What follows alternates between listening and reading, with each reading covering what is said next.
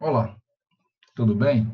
Eu sou o professor Antônio Mercedes, estamos aqui para mais uma videoaula da série Aprendendo Facilmente, né? Dirigida para você que é aluno do curso de Ciências Contábeis, Administração, Economia, Engenharia de Produção, e para você que pretende enfrentar um concurso público onde é exigido conhecimentos da disciplina Contabilidade de Custos. Também para você que é profissional, e gestor da área contábil, até mesmo com reciclagem, né? A nossa videoaula 3, ela trata de classificação de custos e despesas. Vamos lá para a nossa agendinha? Nós vamos ver aqui na classificação de custo e despesa, nessa videoaula 3, que é uma continuação da 2, onde tratamos terminologia de custos, custos em relação à apropriação aos produtos, custos em relação aos níveis de produção, custos em relação ao comportamento dos custos. Vamos falar também de outras terminologias, que é importante para complementar. Vamos falar também, no final aqui, um quadro resumo de todas as classificações que nós vimos até então. Depois vamos ver classificação de despesas.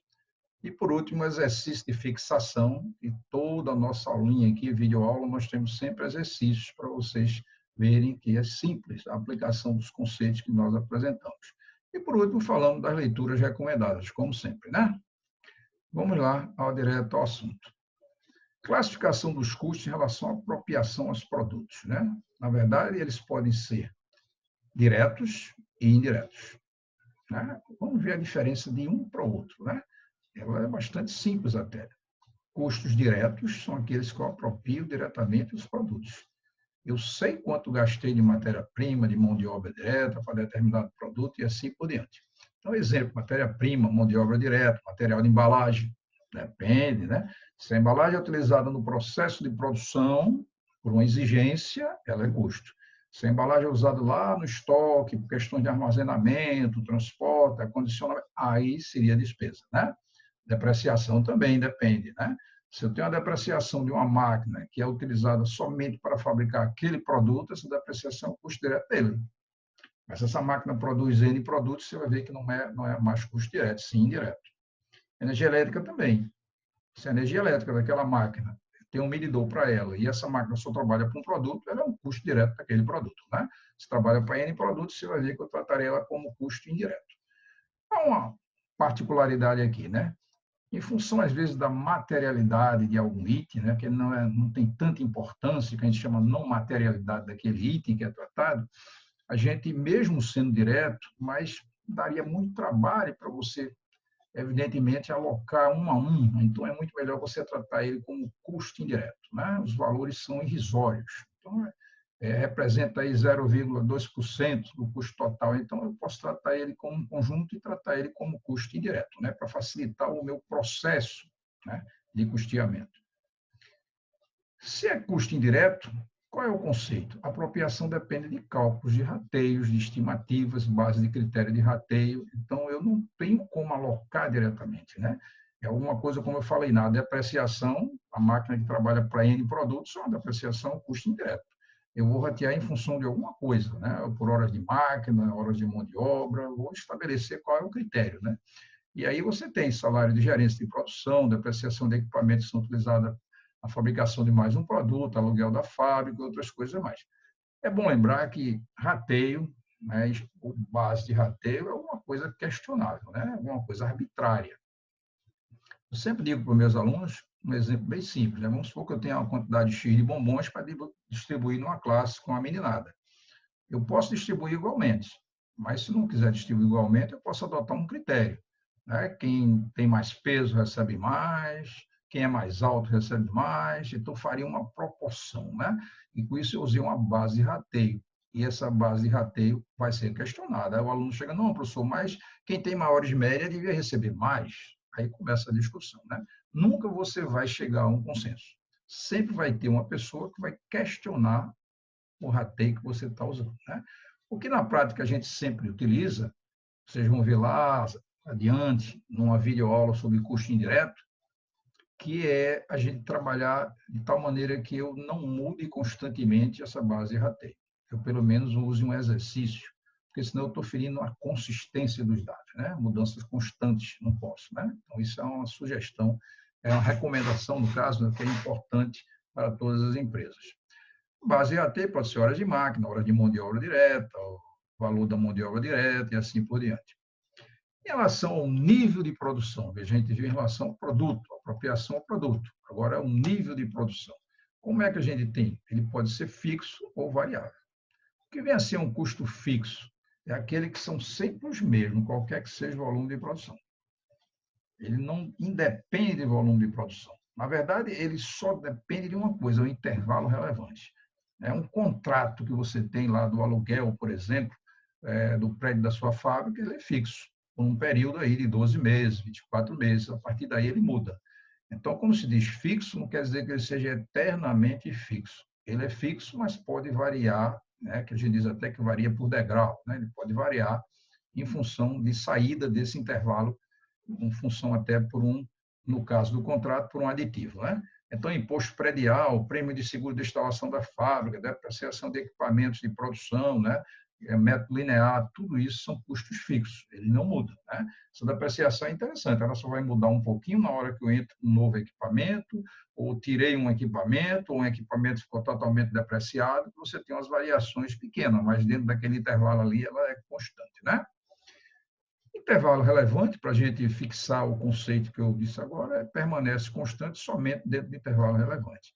A passagem de um custo fixo de determinado valor para outro em função da nova situação. Pois uma capacidade instalada da minha empresa mudou os custos fixos. Tá? Eu comprei uma nova máquina, vou substituir uma máquina, mudei meus custos fixos. Porque aí eu tenho outras características envolvidas, os fatores de produção irão mudar. Né? Então, a importância vital que o intervalo relevante ele traduz aquele, né, tempo, vamos dizer assim, né, que esses custos são considerados fixos. Né? Em relação ao nível de produção, ainda temos nos custos variáveis, né? Fixo, agora variáveis.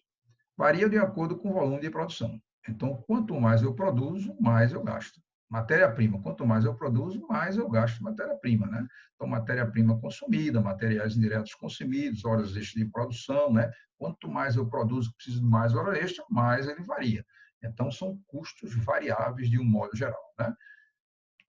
Há um refinamento em cima de custos fixos e custos variáveis, que seria os custos semifixos e semivariáveis. Alguns custos têm algumas características que ele fica no intermédio, né? No intermediário entre um e outro.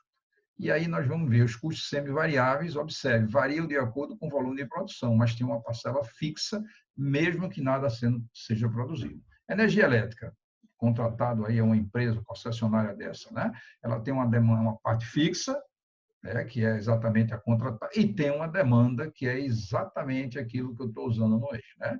Então, a energia elétrica, o aluguel de uma copiadora, ele me dá lá uma parcela fixa e eu vou pagar por número de cópias. No mês que eu tirar mais cópias, eu vou ter mais. Então, se essa copiadora está destinada, evidentemente, a minha área de produção, seria custo semivariável. Se ela tiver lá com relação à área de administrativa e tudo mais, ele seria lá considerado uma despesa, né? Seria considerado despesa, né? E aí, energia elétrica, uma caldeira também, eu tenho a demanda mínima e eu tenho a demanda máxima que ela pode suportar, né? Então, você veja que tem um refinamento em relação a custos semivariáveis. Também, em relação a fixo, tem os custos semifixos, né? Ele varia por degrau. São fixos para determinada faixa de produção, mas pode variar se há alguma mudança de faixa, né? Então, exemplo, eu tenho uma quantidade X de supervisores de produção, mas aumentou a quantidade de pessoas naquela área de produção, tem que botar mais supervisores. Então, eu dei um salto, né?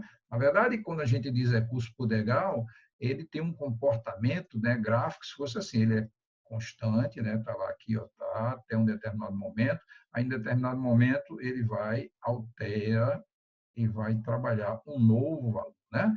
Então, observe que aqui foi onde houve a mudança, né? A mudança houve aqui. Então, aqui eu teria um novo custo, né? Por isso que é chamado semifixo, né? Dentro de um determinado intervalo, ele é fixo, depois ele altera em função disso. Por isso são custos considerados semifixos, semifixos. Observe o nome, semifixo, né?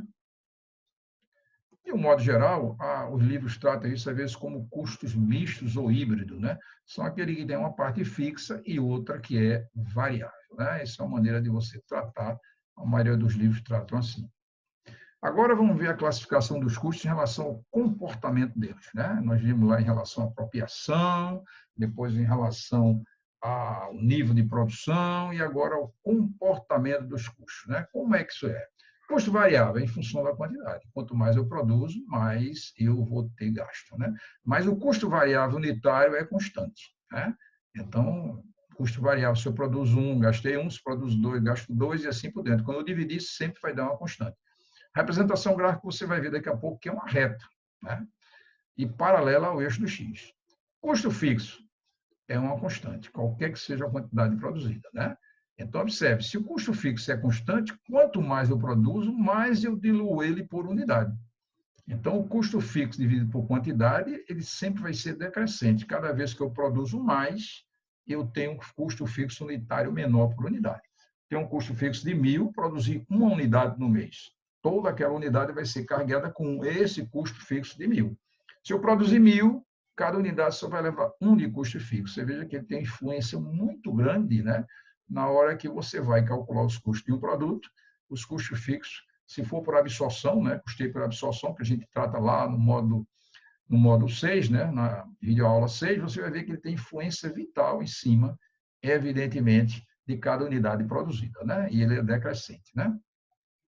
E aí, esse comportamento, ele pode traduzir em gráfico. Como é? Vamos ver um gráfico aqui simples, a esse eixo aqui eu botei quantidade, nesse eixo eu posso representar os custos fixos, custos variáveis, custo total e assim por diante. E aqui, ó, os custos fixos é constante, né?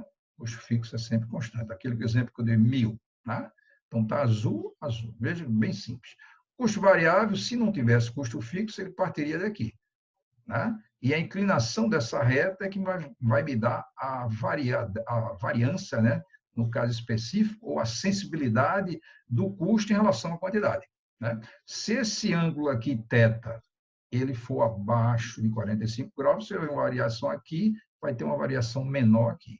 Se ele for acima de 45 graus, esse ângulo, a inclinação dessa reta, uma pequena variação aqui vai dar uma maior variação nos custos variáveis, né? Mas, na prática, esse custo variável ele não fica aqui. Por quê? Porque ele já tem que começar aqui, porque já existe um custo fixo pré-determinado. Então, ele vem para cá. Então, o meu custo total vai ser esse pedacinho aqui de custo fixo, mais esse pedacinho aqui de custo variável. Em qualquer ponto dessa reta aqui, do custo total, vai me traduzir uma parcela de custo variável e uma parcela de custo fixo, né? Importância vital, né? O entendimento. Então, esse gráfico aqui do custo total, quando eu trouxe ele para cá, eu pegar esse ponto, ele tem uma parcela que representa o custo variável e tem uma parcela que representa o custo fixo, né? O custo fixo, né? Então, tem duas equações, aqui uma terceira equação, que é levando em consideração a equação de custo fixo e a equação de custo variável. Já se eu tratar isso unitariamente, eu vou ter outro gráfico, né? Então, meu custo fixo unitário, o azul aqui, quando a gente começou, ele é decrescente, né? Então, lá a equação seria essa, né? Essa curva aqui, decrescente, né? Quanto mais eu produzo, mais eu diluo, né? Se eu produzir pouco, cada unidade vai receber uma parcela maior de custo fixo, né? Se eu produzir muito, cada unidade vai receber uma parcela menor de custo fixo. Já o custo variável unitário é uma reta. É uma reta, né? Então, uma verdadeira reta, né? Porque eu produzi 1, gastei 1, produzi 2, gastei 2 e assim por diante. É sempre uma reta. Essas duas curvas aqui, delas eu posso trazer o custo médio. O custo médio vai ser também uma curva que representa por essa, que é um pouquinho acima do custo fixo unitário, que é exatamente levando em consideração a média de custo, uma parte variável e uma parte fixa, né? Ou seja, custo fixo unitário e custo variável unitário. Uma parte aqui que é uma reta, que é fixo, né? Ele não varia, é uma constante, e aqui uma que varia em função da quantidade. Então, uma reta, essa aqui é a representação gráfica do custo médio, né? Então, você tem aqui a representação do custo fixo, variável e total, e aqui você tem o custo fixo unitário, custo variável unitário e custo médio também unitário, né? Agora, vamos ver um pouquinho de outras terminologias de custo. É importante que a gente conheça isso para facilitar, né, o entendimento das demais videoaulas, né? Então, vamos lá. Outras terminologias de custo. Custo de produção acabada, ou concluída, como eu gosto de chamar, ou produtos prontos para venda. São os custos acumulados da produção acabada ou concluída num período, né? Que mesmo que tenha sido iniciado em períodos anteriores. Quando inicia um mês, numa fábrica, por exemplo, tem coisas que foi iniciado no mês anterior e não foi concluído. Então, eu vou concluir nesse mês. Eu tenho coisas que iniciei nesse mês e vou concluir nesse mês. Tem coisas que iniciei nesse mês e vou passar para o mês seguinte, né? Então, na verdade, pode conter custo de produção também de períodos anteriores existentes em unidades que só foram completadas no presente período, né? Isso é que é a importância vital a gente entender. Só foram completadas no presente período. Custo de produtos vendidos, né? É o total de custo de produtos que foram vendidos, bens e serviços, né? É a soma incorrida de todos os custos de bens e serviços que só agora estão sendo vendidos. Lá na videoaula 2, nós mostramos lá, né? Eu comprei matéria-prima, foi um investimento, depois eu peguei essa matéria-prima, joguei no estoque, né? Ela ficou lá, estocada, depois quando eu tiro essa matéria-prima para a produção é custo, aí depois essa produção me gera um produto, esse produto volta para o estoque, é um investimento, mas agora não só de matéria-prima, mas outros fatores de produção, vai incorporar para dar esse produto. Quando esse produto é vendido, ele sai do estoque e gera o CPV, custo de produtos vendidos. Eu digo, o custo desse produto para mim foi 10, eu estou vendendo por 20. Né? Eu tenho a relação aí. Se olhar a DR, você vai ver uma demonstração de resultados, você vai ver no livro aí receita bruta, depois tributação sobre a receita, receita líquida, depois aparece o CPV, né? Custo de produtos vendidos. Né? Importância vital esse conceito. Né? Observação, né? Ele pode conter custo de produção de diversos períodos, caso esses itens vendidos tenham sido produzidos em diversas épocas. Né? Então, dependendo da época que foi produzido, ele vai ter custos de diversas épocas. Né? Aquele que passou mais de um período, mais de um mês para ser concluído, tem custo de mais de um mês envolvido. Né? Outra terminologia importante é custo de produção de um período. Esse custo são a soma dos custos incorridos dentro do período numa fábrica. Né? Então, o custo de produção do período é material direto, mão de obra direta, mais o CIF, né? Custo indireto de fabricação, ou como alguns livros chamam, gastos gerais de fabricação, gastos gerais de produção, ou alguns chamam de CIP, custo indireto de produção. Né? E aí a gente começa a perceber que eu também posso tratar isso como matéria-prima, mais mão de obra, mais CIF. Né? Simplificando aqui, chamei de matéria-prima somente. Né? Então, CIF são os demais gastos necessários para a fabricação de produtos, quais, pela sua própria natureza, não são nem materiais, nem mão de obra direta. Né? Exemplo, energia elétrica, depende, né? Porque pode ser direto, serviço de terceiro, manutenção, seguro, depreciação também depende, aqueles mesmos conceitos que nós vimos anteriormente. Então, aí está o custo de produção de um período. Né? Para facilitar, a gente coloca aqui um gráfico que vai elucidar esses três conceitos: custo de produção acabada e custo de produtos vendidos, né? Custo de produção de um período, produção acabada no período e custo de produtos vendidos. Vamos supor que eu tenha 3 meses, né? 2 meses, segundo mês, terceiro mês e quarto mês, 3 meses envolvidos. E aqui eu delimitei, aqui eu estou no mês 3, né? Aqui eu peguei isso aqui, esse mês 3 e abri ele aqui. E quando começou o mês 3, o que é que eu tinha no meu estoque? No meu estoque de produtos acabados, eu tinha o item 1, 2, 3 e 4. Estava lá.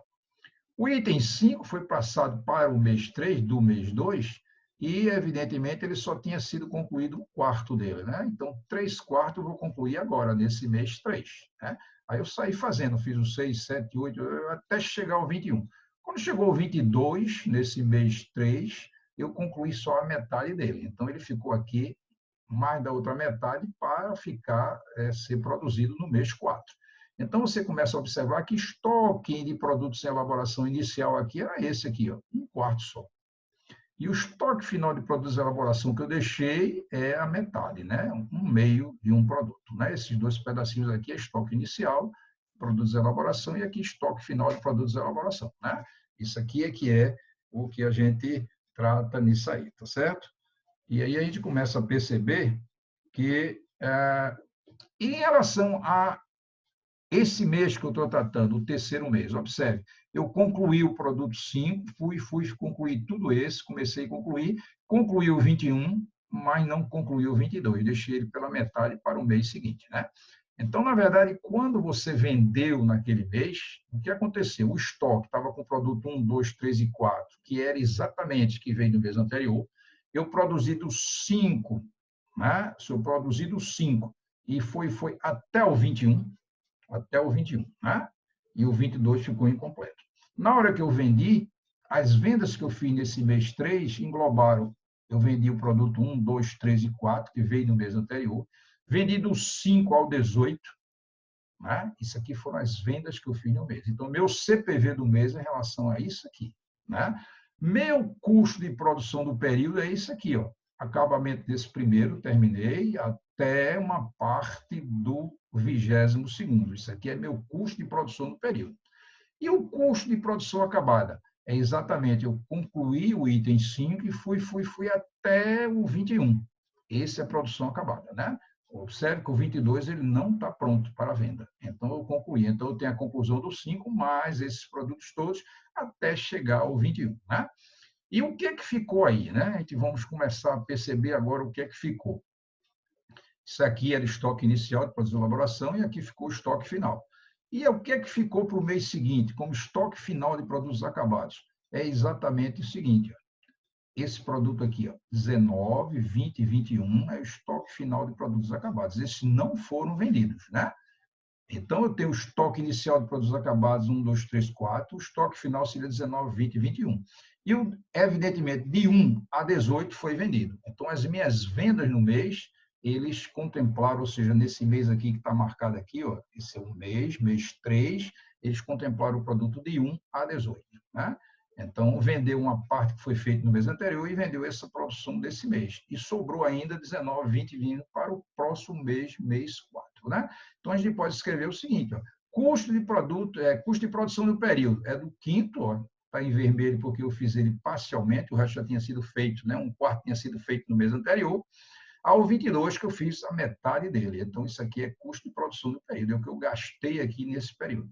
Já o custo de produtos acabados, né? O que é que foi realmente concluído nesse mês 3, é do 5 ao 21. Eu concluí desse até o 21. É custo de produção acabada, né? Custo de produtos acabados contempla do 5 ao 21, né? O CPV, custo de produtos vendidos, é do 1 ao 18. Isso foi o que foi vendido no mês. Ressaltando que 1, 2, 3 e 4 foi fabricado no mês anterior. Nesse mês eu fabriquei do 5 ao 18, né? Aliás, eu fabriquei do 5 ao 21, mas só vendi até o 18. Estoque inicial de produtos acabados, né? 1 ao 4. Estoque final de produtos acabados, 19, 20 e 21. Se olhasse aqui para cima, como eu disse, né? Estoque inicial de produtos de elaboração é o 5. Estoque final de produtos de elaboração é o 22, né? Para a gente entender isso, existe um gráfico que facilita muito. Você não precisa decorar fórmula, não precisa decorar nada, só precisa entender o mecanismo, né? Vamos observar. Se eu pegar material direto consumido, que é estoque inicial, mais compras, menos estoque final, evidentemente, se aqui tivesse devoluções, eu deveria levar em consideração. Mão de obra direta, é importante, e custo direto de fabricação. Se eu somar essas três coisas, eu tenho custo de produção de um período. CPP, custo de produção do período, é isso aí. Se eu pegar o estoque inicial de produtos em elaboração, somar ao custo de produção de um período e subtrair do estoque final de produtos de elaboração, eu vou ter o meu CPA, custo de produtos acabados. Se eu pegar o estoque inicial de produtos acabados, somar meu custo de produção de produtos acabados e diminuir do estoque final de produtos acabados, eu tenho exatamente meu custo de produção de venda, né? Meu custo de produtos vendidos, né? Então, observe que aqui eu calculo o CPP, aqui eu calculo o CPA e aqui eu calculo exatamente o CPV, né? E daqui eu tiro uma equação que permeia tudo isso aqui, que é estoque inicial de produtos de elaboração, mais estoque inicial de produtos acabados, mais CPP vai ser igual a estoque final de produtos de elaboração, mais estoque final de produtos acabados, mais CPV, né? Mas se eu não quiser decorar isso, que às vezes você se esquece, vai fazer uma prova, um concurso, pode se esquecer, é melhor eu entender o mecanismo disso, né? Se eu somar esses três grandes itens, eu tenho um CPP. Se eu levar em consideração o estoque final de produtos de elaboração mais CPP menos estoque final de produtos de elaboração, eu tenho o CPA, né? E a mesma coisa, sendo em relação a produtos acabados, eu terei meu CPV, né? Então, tudo aquilo que foi explicitado naquele gráfico anterior, aqui está traduzido em expressões, né?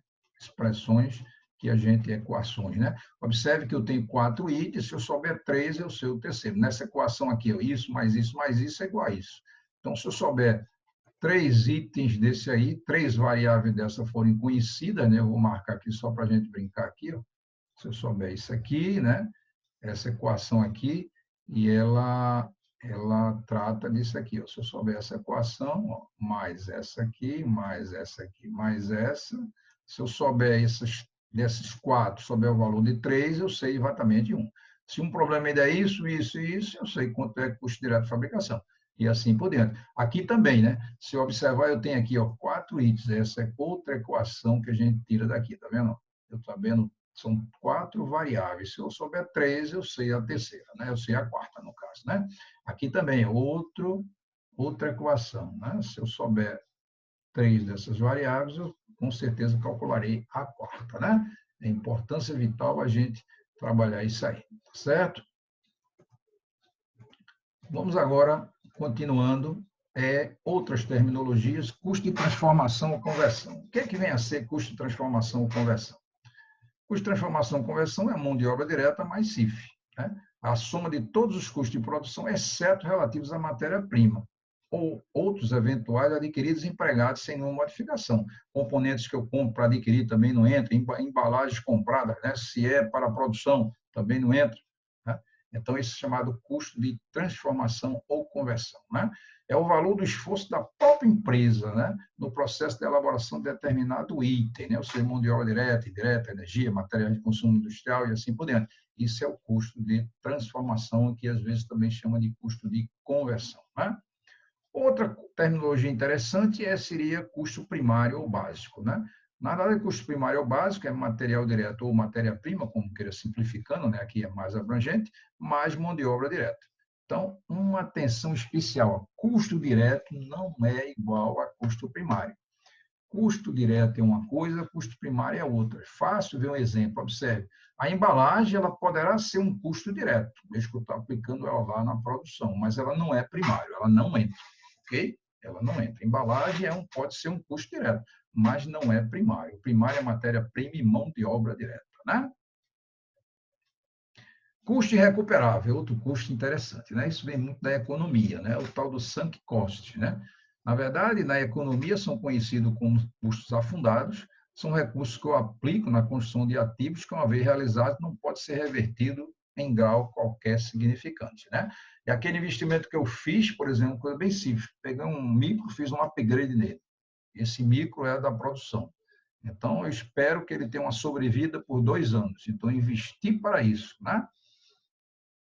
Então, se em 1 ano ele se tornou obsoleto completamente, já não está produzindo como eu quero, essa diferença que está para completar esses 2 anos de depreciação desse investimento que eu fiz, ele é considerado um sunk cost, né? Um custo irrecuperável, né? Não tem como assim. Mesma coisa com carro e assim por diante, né? A aplicação de recursos realizados no passado, da qual se esperava geração de benefício futuro, que no presente já não mais se vislumbra.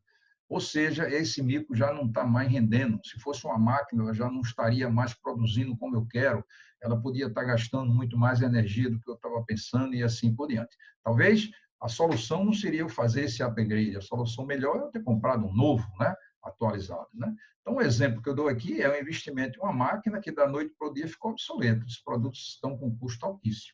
Eu investi na máquina, podia ter comprado uma nova, mas preferi fazer um investimento nela, fiz um upgrade nela e depois de pouco tempo eu vejo que eu tomei uma decisão errada, né? Mesmo sem estar totalmente depreciada, ela já não compensa a sua utilização. É muito mais prático eu comprar uma nova e substituir, né? Mas eu podia ter feito isso desde o início, por isso que é chamado custos irrecuperáveis, né? Eu perdi, não tem jeito, né? Outro conceito importantíssimo que também vem da economia é custo de oportunidade. É o que a empresa deixou de ganhar por ter escolhido uma alternativa e não outra. Né? Custo de oportunidade está associado à melhor alternativa não escolhida. Ao tomar a escolha, eu escolher uma alternativa, eu deixei a outra, porque elas são mutuamente excludentes. Eu faço isso ou não faço. Né? É aquela história, eu tenho dinheiro investido na bolsa e eu decidi tirar uma parte dele para comprar um iate para a minha empresa, né, para passear com os clientes. Nesse momento, tem um custo de oportunidade envolvido, né? Dinheiro que eu deixei de ganhar lá no meu investimento, né? Você pode até me justificar, não, mas aqui eu estou ganhando mais, o problema é de imagem, a mas eu não deixo de ter o meu custo de oportunidade, né? Observe que ao escolher uma é recusar a outra, né? Então, a alternativa escolhida é um custo de oportunidade, o maior benefício não obtido nessas possibilidades, né? Comumente se chama também custo da opção escolhida, né? Mas não deixa de ser um custo de oportunidade. Vez por outra, eu vejo em concurso, né, principalmente, quando tem lá questões que está tratando do custo de oportunidade. E lá, quando você trata lá ponto de equilíbrio, né, o econômico, você veja que na própria forma, né, numa videoaula que vai ter lá na frente, você começa a perceber que lá a gente trata o custo fixo, né, de um modo geral, o custo de despesa fixa, mais o custo de oportunidade. Na verdade, mais um lucro desejado, que eu posso, de antemão, considerar como um custo de oportunidade, né? Tem várias maneiras de considerar, uma delas é pelo custo de oportunidade. E aqui a gente colocou um negocinho interessante, que é a classificação, um quadro resumo de tudo que a gente viu até então, né? Quanto à ocorrência, ele pode ser tudo isso, né? Observe que a gente pode ter custo básico primário, custo de transformação de correção, custo fabril ou de fabricação ou de produtos em um período, né? Custo de produtos fabricados ou produtos acabados, né? Custo de produtos vendidos, tudo isso a gente viu agora esses conceitos e exemplos. Quanto ao produto, ele pode ser custo direto e indireto, né? E com relação ao volume, ele pode ser variável e custo fixo, lembrando sempre que eu tenho também o custo semi-variável e o custo semifixo, né? Mas ele parte do fixo e do variável. Então, aí você tem 3 grandes blocos que mostram exatamente todos os conceitos que nós estamos vendo hoje nessa linha de classificação de custos e despesa, né? E agora nós vamos falar um pouquinho das despesas, né? As despesas também podem ser fixas e variáveis. Observe que não existe, né, o conceito de despesas diretas e indiretas. Isso é um conceito estritamente para custos, né? Lembre-se disso. Então, definidas em função do volume de vendas e não em função do volume de produção. Isso aqui é o conceito de despesa fixa e variável, né? Exemplo, a comissão de vendas é uma despesa variável. O ICMS sobre vendas é uma despesa variável. Quanto mais eu vendo, mais eu tenho que recolher ICMS. Aluguel do escritório de vendas já é uma despesa fixa, né? Você veja que dentro do intervalo relevante, ele é uma despesa fixa. E o salário do vendedor, a parte fixa, é uma despesa fixa, né? Ela vem fixa. Então, o vendedor, geralmente, ele tem um teto, geralmente é estabelecido, e a partir daí tudo é em função da comissão. Quanto mais ele vende, mais ele ganha, né? Então, você veja aqui, tem 4 exemplos bastante simples sobre o que é despesas fixas ou despesas variáveis, né? Atenção, né? Eu gosto muito desses alertas, né? O custo integra o valor do produto fabricado, vai para o estoque e aumenta o ativo circulante. Não se esqueça que isso é conceitual. E, às vezes, a maioria das questões eu preciso saber conceitos para resolver bem, né? E aqui a despesa reduz o lucro, vai para o resultado e reduz o PL, né? Despesa reduz o lucro, vai para o resultado e reduz o PL. Você veja que lá na nossa videoaula 6, a gente vê muito isso quando trata a absorção, quando trata lá o custeio variável, né? A gente fala muito disso lá na frente, né? Exercício de fixação, né? Como toda a videoaula nossa, nós temos um bloquinho só dedicado para exercício de fixação, né? Para você não ter dúvida com relação ao que a gente viu. Quero lembrar também que dentro de pouco tempo a gente estará lançando um bloco de exercício de fixação, né?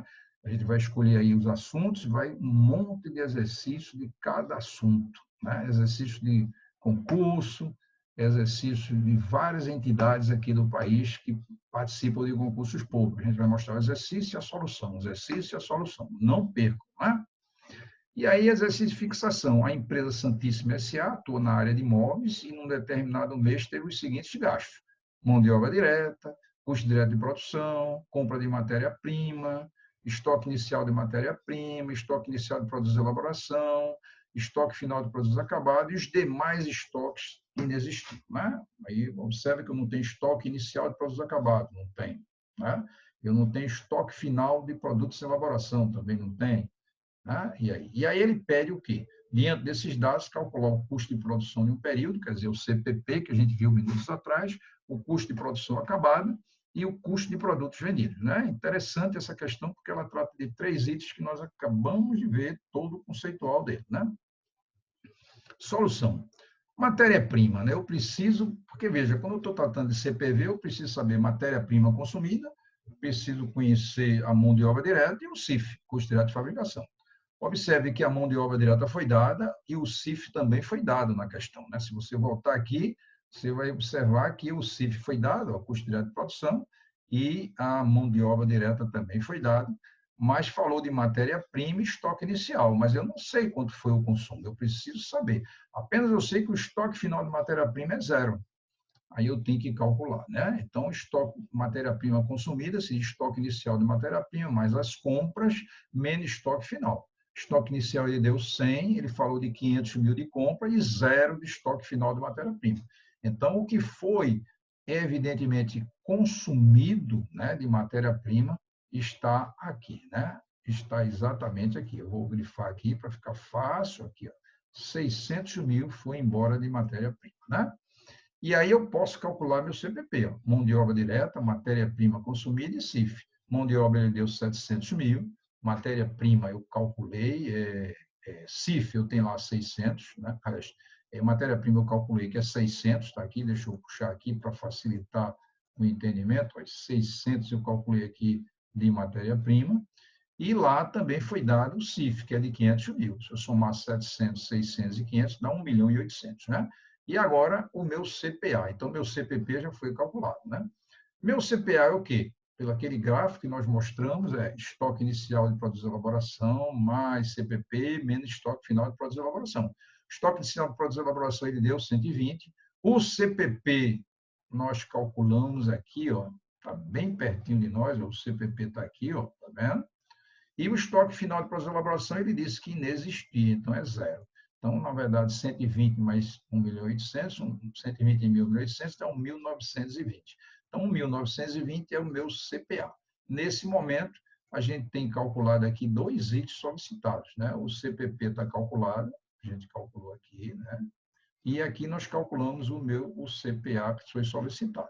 Agora só falta calcular o CPV. A sequência mesmo, eu vou precisar de estoque inicial de produtos de elaboração, vou precisar do CPA e vou precisar do estoque final de produtos acabados, né? Então, estoque inicial de produtos acabados, mais CPA, menos estoque final de produtos acabados, vai me dar o meu CPV. Então, meu CPV está aí calculado facilmente, né? Por quê? Porque esses valores agora eu tenho. Estoque inicial de produtos acabados ele deu, é zero, não existia.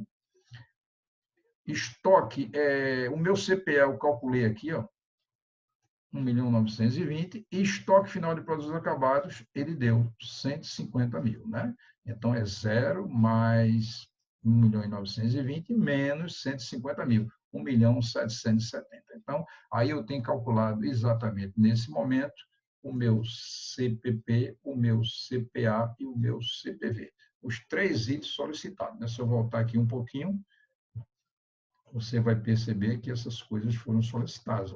CPP, CPA e custo do produto vendido. Observe lá, o estoque final de produtos acabados ele deu 150 mil. Eis porque ele aparece aqui, ó, né? Estoque final de produtos acabados, 150 mil. Né? Então, um quesitozinho interessante, né? Uma questãozinha interessante, né? Que eu gosto sempre, eu digo que ela é belíssima, porque ela tratou de 3 coisas que a gente tinha acabado de ver os conceitos. E agora nós vamos para o exercício 2, né? O exercício 2 é o seguinte, ó. Os valores a seguir foram extraídos do registro contábil de uma empresa industrial. Matéria-prima consumida, mão de obra direta, mão de obra indireta, energia elétrica, seguro da fábrica, depreciação das máquinas, frete pago para o transporte de produtos vendidos, e com isso ele quer que a gente calcule o custo de transformação. Também foi outro conceito interessante que nós vimos minutos atrás, né? Então, ele quer saber o custo de transformação, né? A gente viu aqui minutos atrás que o custo de transformação envolve tudo menos o que é matéria-prima, né? Ou material direto, a gente falou também de embalagem, quando aplicado na produção também não entra. Então, a gente só pode ver o seguinte, né? A mão de obra direta vai entrar, está aqui 190 mil, mão de obra indireta também vai entrar, energia elétrica da fábrica também vai entrar, o seguro da fábrica também entra, e as despesas de depreciação de máquinas também entram, 18 mil, né? Só não entrou aqui matéria-prima consumida, né? E o frete pago para transporte de produtos vendidos também não entrou, né? Porque esse frete aí é vendas, esse frete não é custo, né? então eu não tenho custo de transformação, ele não pode entrar no custo de transformação. Somando isso aí dá 314.500, né? Esse é o valor que a gente tem aí para esses itens aí solicitados, né? Então, resposta 314 mil, o custo de transformação, né? Em cima do conceito, né? E um terceiro exemplo que a gente coloca, mais um exemplo para vocês, né? Então, veja, está recheado de coisas boas. Uma indústria apresentou no mês de fevereiro de 2020 os seguintes dados de produção: matéria-prima, mão de obra direta, custo direto de fabricação. Ele deu os saldos dos estoques de produtos em elaboração inicial e final, né? Iniciou o mês com esse estoque e o final com esse estoque. Lembre-se daquela figurinha que nós mostramos, né? Que mostra, apresenta lá os 3 meses, do segundo mês, o terceiro mês e o quarto mês, né? Então, tem o estoque inicial e o estoque final. Os custos de produto vendido no mês de fevereiro foi isso aqui, e não havia estoques acabados de produtos acabados em 31 de 1, né? Então, no finalzinho de janeiro não tinha estoque de produtos acabados, final, e começou o mês de fevereiro. E ele pede, em função disso, com base nisso, qual o saldo de estoque de produtos acabados em 29 de 2, né? Aí ele quer saber quanto tem de saldo em 29 de 2, né? Então, deu os dados e assim por diante. E aí a gente começa a trabalhar. Estoque inicial de produtos em elaboração, mais estoque inicial de produtos acabados, mais CPP, estoque final, elaboração, acabado, mais CPV. Essa expressão nós mostramos ali quando apresentamos aquele gráfico, né? A gente também podia ser solucionado apresentando o gráfico, colocando os valores, também achar a solução. Mas eu já parti logo da fórmula, né? E aí eu botei aqui estoque inicial a 25.050, estoque inicial de produtos acabados é 0, CPP eu vou colocar aqui, por enquanto eu não tenho. Estoque final de produtos de elaboração é 33.400.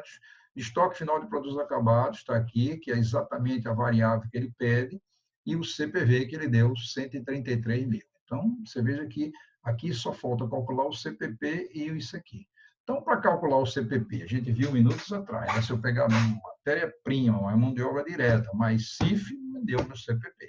Então, matéria-prima, a questão dá 83.500, mão de obra direta também dá 66.800 e CIF também 41.750. Eu tenho um total aqui de 192.050.